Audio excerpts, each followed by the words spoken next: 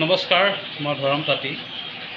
আজি এখন দৈনিক বাতৰি কাকতত IPLৰ নামত কেইবাজনৰো নাম প্ৰকাশ পাইছে।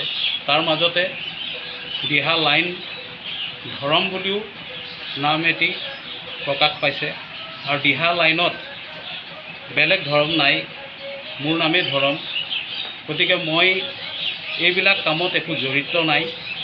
আৰু বিশেষকৈ বহু বছৰ ধৰি মই সংগীত শিল্পী হিচাপে ৰাইজৰ মাজত প্ৰতিষ্ঠিত।